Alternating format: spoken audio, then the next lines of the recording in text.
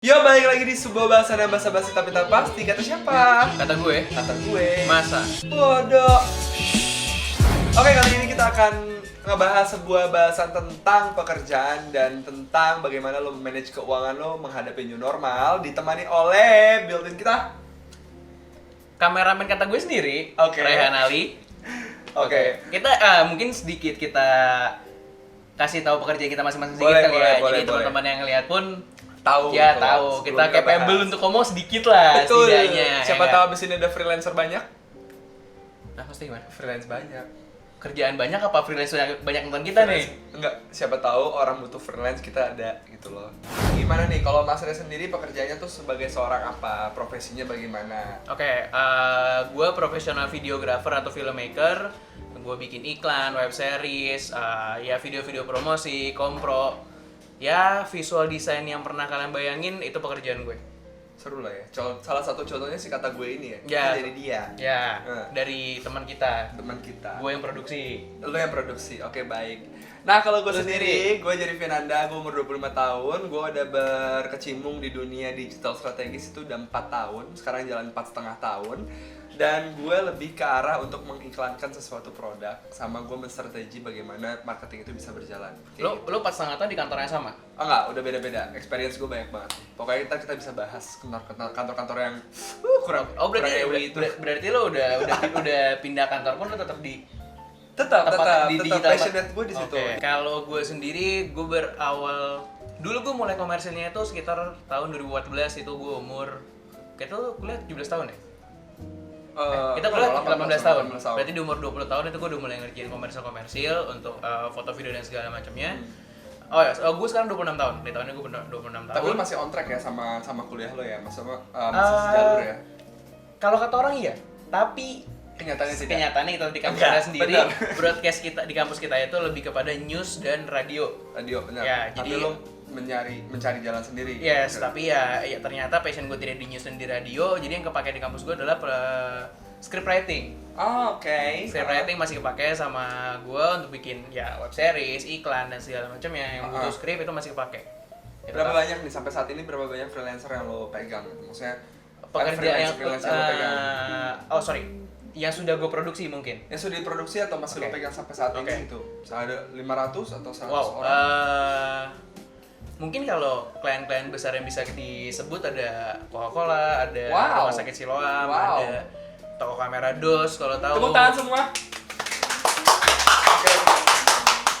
Oke. Oke, hey. Terus ya banyak banget yang lain lagi yang kecil-kecil yang seperti Lokal ya? Iya, lokal atau beberapa gue pernah megang beberapa coffee shop yang ada di Jakarta yang sudah terkenal juga. Terus beberapa coffee shop yang baru mau buka juga. Terus ya banyak lah intinya lah. Oke, kalau untuk range harga nih, Oke. misalnya range Oke. harga yang biasanya lo Oke. patokin dalam sekali produksi itu berapa gitu? Oke, sebenarnya kalau ngomongin rate benar-benar wide variety banget. Tergantung gue Kebutuhannya ngerjainnya ya? soalnya sebenarnya selain kebutuhan juga kita harus ngelihat dia ini company yang kayak gimana atau memang ini cuma personal brand orang doang dan segala macamnya. Bahkan kita pun atau gue sendiri pun nggak sama teman-teman gue sering mengerjakan yang free juga kalau misalnya memang itu potensial. Oh gitu. Gitu. Misal gue ngelihat ada satu ya cowok atau cewek dia minta kerja sama gue untuk gue kayaknya mau bikin personal brand diri gue gini gitu loh. Atau brandku mau bikin gini. Boleh dong. Enggak. Terus kalau gue lihat dia potensial dengan caranya dan segala macam, gue kan free ngebantu. Oh free, ada Free akan feedbacknya lah ngebantu. ya, tetap ya. feedback nomor Iya satu feedbacknya adalah kalau insya Allah dia sukses dia pasti akan ke gue lagi. Oh gitu. Gitu. Sampai sekarang itu masih gue terapin. Enggak. Oke, next. Ya terus lanjut. Lanjut. Sekarang lo. Nah, kalau gue kenapa? Ya lo yang sudah 4,5 tahun di kantor berarti ya? 4,5 tahun bekerja di kantor. 4,5 tahun? Coy. Apa kata lu? Jangan, coy ya, enggak. Lo 4,5 tahun berapa kali dipecat? Gue gak pernah, jadi gini, gue gak pernah dipecat. Jadi buat gue kan seorang anak kuliah yang belum lulus nih ceritanya. Terus abis itu semenjak itulah gue mempunyai titik batu loncatan untuk gue mencari kerjaan. Oke. Gojek adalah salah satu hal yang membantu gue. Lo pernah di Gojek? Gue jadi driver Gojek. Oh, lo jadi driver Gojek? Gue Oke. jadi driver Gojek. Oke. Dan pada saat gue jadi driver Gojek, gue membawa seorang penumpang yang dimana kantor gue yang pertama itu adalah Menara Imperium nih. Oke. Gue bawa penumpang dan dia melihat titik kemampuan yang bisa gue kerjakan di situ, akhirnya menjadi salah satu peluang buat gue. Oke. Dan akhirnya disitulah gue memulai karir gue sebagai seorang digital strategis. Berawal dari lo ngedrive Berawal dari bawa orang di Gojek. Bawa orang di Gojek. Oke. Dan gue keluarkan lah tuh sisi relationship manajemen lo itu sebagai gue anak komunikasi dan gue coba terapkan, akhirnya menjadi satu peluang buat gue. Dan di situ pun akhirnya gue ditunjuk sebagai seorang team leader di mana gue harus mengiklankan atau menjual sebuah produk melalui iklan digital.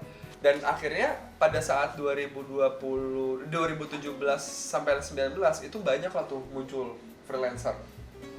Disitulah karir gue mulai goyang tuh, antara gue mau tetap di kantoran atau gimana. Tapi kembali lagi, pada saat gue memulai jenjang karir pertama, gue udah sampai saat ini udah pindah kantor sekitar 9 kantor. 4,5 tahun 9 kantor? 4,5 tahun 9 kantor. Buset, lu satu kantor berapa tahun? Jadi gini, berapa bulan? gue nggak hari? jadi ada dua kantor sama yang ketiga saat ini tuh yang lagi gue kerjain ini 3 kantor yang bener-bener settle buat gue.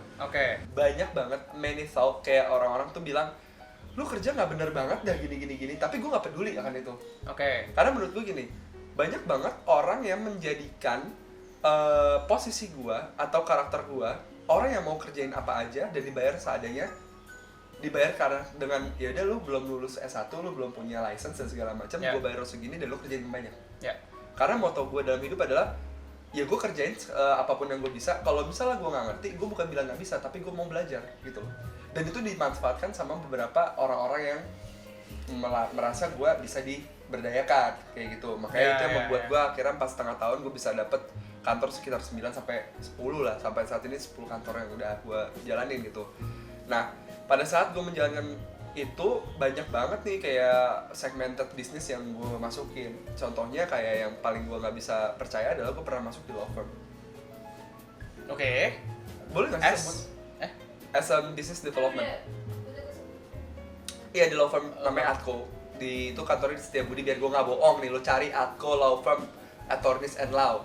Nah itu ada, gue sebagai business development di situ. Dan kayak maksud gue percaya nggak percaya, digital marketing ini tuh dilihat sebagai orang yang wah lo bisa lo ngerjain ini gitu.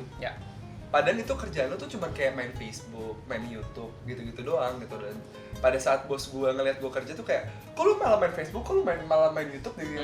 Karena emang itu platform gue gitu loh. Tapi orang memikirkannya gini, wah ini orang digital marketing ini susah buat gini gitu loh. Dan buat lo mikirin interest, lo mikirin apa yang mau lo achieve melalui platform digital, itu kan mesin yang jalanin. Tapi gimana caranya lo berimajinasi dan lo kerjasama sama mesin, susah kan? Itulah yang menjadi salah satu titik berat kenapa digital marketing saat ini masih tinggi. Dan itu adalah cara tergampang lo untuk menggrab orang tanpa lo harus datang langsung door to door ke orang-orang untuk menjualan gitu. Karena memang sekarang semuanya serba digital. Lagi semua digital. Lo masuk mall aja sekarang udah pakai database dan segala macam. Kenapa database masih mahal? Itu yang gue pertanyakan gitu loh. Dan pada saat itu seorang digital marketing itu adalah menggunakan atau memanfaatkan database untuk bisa bekerja seperti itu. Coba kita mundur beberapa waktu di beberapa tahun ini ya. Kita sama-sama bekerja di saat kita belum lulus. Oh iya, benar. Betul ya? I know. Bedanya adalah di saat lu sudah lulus. Gue udah lulus sekarang. Bedanya adalah di pekerjaan gue, kamera gue nggak akan pernah nanya mana skripsi lu untuk megang kamera gitu. Betul. Kamera gue ya nanya, lu worth it nggak? Lu worth nggak untuk megang gue? Gua nih. Iya, ya kan. Sementara lu berbeda. Pekerjaan lu mungkin butuh gelar, lu butuh pengalaman, S1 dan segala macam mungkin. Banyak sih sebenarnya pertanyaan dari setiap gua interview dan segala macam tuh dia nggak pernah menanyakan gua.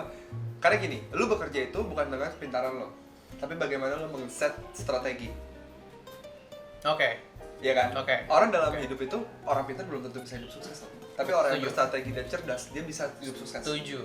Tapi tergantung mimpinya kemana dulu ya, kan? Iya betul. Contohnya Bob Sadino, sukses dan segala macam. Terus kayak menurut gua pada saat interview gue setiap ditanya mana copy scripts kamu, terus kayak mana ini kamu kayak graduate post kamu dan segala macam. Gue gak pernah jawab. Gue cuma bilang I was working since 2 years ago atau 3 years ago, and then I can do and capable. Udah. Oke. Gue nggak bisa kasih lu reason, but I Oke. can do it and show it what I did. Udah, that's it. Karena dari awal kantor pertama gue tuh, bos gue tuh cuma ngomong kayak gitu. You want take it or leave it? Just do it or leave it. Dah.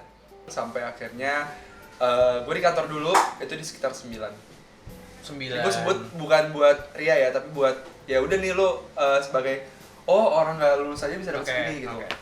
Di kantor itu gue dapet 9, terus di kantor yang berikutnya tuh emang agak turun. Ya. Dari 7,5 terus gue dijanjiin untuk selesai probation tuh sekitar 8,5. Ya, Nah, oke.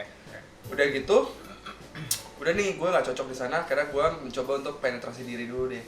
Gue diem dulu, self healing Oke. segala macam sekitar Oke. 2 bulan. 2 bulan dapat lagi panggilan. Gue Oke. dapat lagi panggilan dari law firm ceritanya. Oke. Wah itu gue lagi gila-gilanya kerja banget itu. Akhirnya gue dapet panggilan, terus datang ke law firm, gue minta di situ gaji sekitar 10. Oke. Terus akhirnya interest-interestnya di 8,5. Oke. Nah abis itu ya Sedikit udah mundur dah. sedikit mundur. Karena kan emang kita harus buat kalian kalau mau kerja, kalian harus bikin ekspektasi gaji itu sekitar 20% atau 30% lebih tinggi. Ya. Karena bakal stucknya di situ gitu.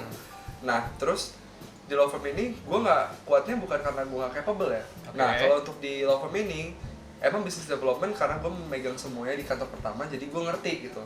Dan kerjanya itu bener-bener dari jam 8 pagi sampai jam 4 pagi, jam 5, jam 6 pagi gitu. Dan itu menurut gue bukan gak sehat ke cuman ke badan doang ya, Ya. tapi ke mentally juga gak sehat Ya, kan. setuju. Tidur lu gak cukup segala macam. Akhirnya gue memutuskan untuk gue tidak bekerja dulu di tahun depan, toh juga tabungan gue masih ada gitu. Sampai akhirnya terakhir itu gue masuk di Bali, gue sempat kerja juga sebagai marketing di salah satu galeri furniture itu. Oke. Dan gue freelance sama temen gue yang which is kayak freelance ini sebenarnya disebut freelance tapi udah ada kantornya, jadi kayak gue menyebutnya itu ya gue udah masuk office lah. Ya. Itu di kantor ke-8 dan akhirnya gue self healing. Oke. 2020 awal tuh dari akhir tahun sampai 2020 awal gue self healing, akhirnya gue dipanggil sama kantor yang ini. Oke. Di situ gue menentukan bahwa gue nggak mau kerja secara serius, gue nggak Ya. mau kerja secara concern. Cukup untuk gue 3 bulan probation, gue punya tabungan, gue bisa jalan-jalan lagi, Oke. gue self healing lagi gitu. Tapi ternyata di situ adrenalin gue terpacu gitu, kayak gue nggak bisa nih kayak gini, gue harus bener-bener pokoknya di kantor ini tuh gue bener-bener kayak gue masih belum inilah, orang-orang bilang sama gue lu kan belum lulus, lu nggak punya ini, jadi kepicu gitu. Gue jadi kayak gue tunjukin nih sama lo gitu kan. Akhirnya ya udah gue tunjukin, dan di kantor ini tuh sebenarnya kerjanya enak banget. Tapi untuk masalah kantor baru yang sebenarnya UMKM Ya. menuju distribusi itu kayak sedikit apa ya, buat gue pribadi sih sedikit kurang cukup, bukan nggak cukup ya, tapi kurang cukup buat gue karena dengan feedback yang ada itu sedikit tidak cocok lah kayak Ya, gitu. oke. Akhirnya gue memutuskan saat ini tuh untuk membuka kayak ya gue bikin agency sendiri sama teman-teman gue taken freelance di segala macam. Oke. Bahkan bos gue ngasih gue aplikasi dan gue pun apply di situ, namanya Fastwork. Terus kayak gue apply di situ dan segala macam. Akhirnya gue sampai mencari. Nah yang mau gue bahas saat ini adalah kesusah payahan untuk mencari kerja itu di new normal tuh bener-bener gila sih. Kalau dari sisi pekerja kayak gue nih, hitungannya kan pekerja seni ya. Pekerja seni yang memang tidak ada batasan waktu harus kerja kapan sampai mana dan segala macamnya. Pas masa-masa PSBB dan sekarang PSBB transisi dan transisi yang dipanjangin lagi, sebenarnya harus pinter-pinternya kita sendiri sih. Harus pinter-pinternya kita sendiri gimana caranya untuk nge-grab klien-klien yang memang pekerjaannya bukan syuting di luar rumah. Wow. Contoh, ngerjain produk, gue lagi ngerjain produk-produk bayi juga. Kapan tuh menyusul? Punya bayi juga? Jauh. Oh. Ngerjain produk Jauh. bayi, ngerjain produk bayi kayak sterilizer, UV apa, dan gue pun tahu nggak tahu dengan alat itu. Cuma gue bisa kerjakan di rumah dan itu bisa menyambung hidup lah.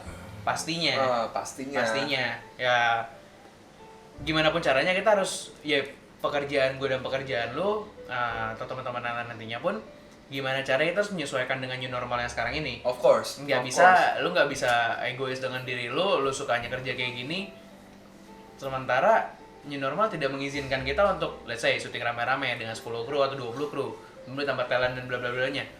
Impossible, nggak mungkin. atau pekerja kantoran yang sekarang udah banyak yang layoff karena kantornya pun turun dan segala macamnya. Pemangkasan karyawan. Iya, ya.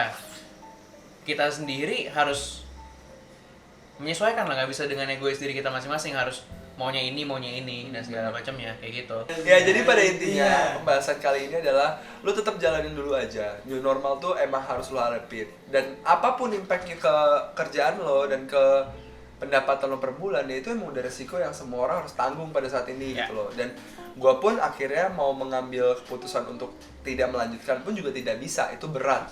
Tapi ya bagaimana nanti ke depannya, apa keputusan dari perusahaan, itu yang harus lu terima seperti itu. Tapi satu pesan gua, pada saat ini lu nyari kerjaan itu benar-benar susah dan absurd banget untuk lu bisa dapetin. Ya, dan terakhir dari gua adalah lo harus bisa menyesuaikan diri dengan adaptasi yang harus ada di new normal ini. Lo nggak bisa memaksain egois lo untuk terus menjalani yang lo suka. Coba cari yang keluar dari yang lo suka, siapa tahu lo lebih suka yang lain lagi daripada yang sekarang.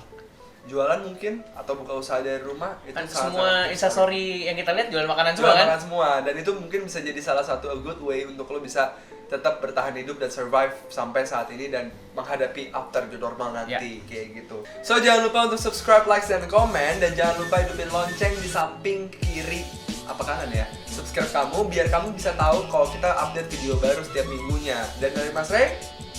Nggak ada. Nggak ada? Oke.